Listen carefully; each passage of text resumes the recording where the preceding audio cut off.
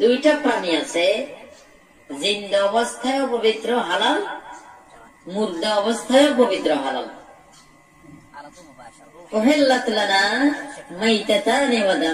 নবী সাল্লাল্লাহু আলাইহি ওয়াসাল্লাম বলেছেন, দুইটা মরা আমার উম্মতের জন্য হালাল, আর দুইটা রক্ত আমার উম্মতের জন্য হালাল।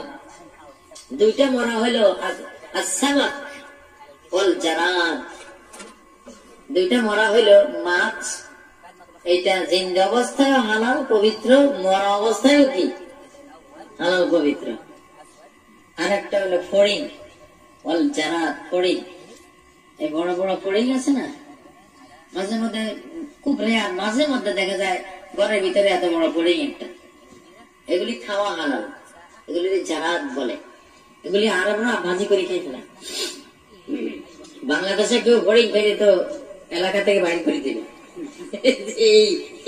এই কবিজ করতে গেছে। আসলে ওইটা হালাল জিনিস।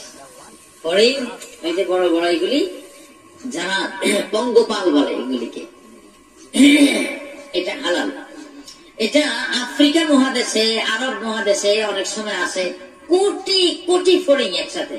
আমি সৌদি আরবে গিয়ে দেখছি রাস্তায় হাজার হাজার মরে গেছে। এই ফড়িং গুলি বিভিন্ন কালারের হয়, এটা হালাল, খুব সুস্বাদু, এগুলি ভাজি করে খাওয়া যায়।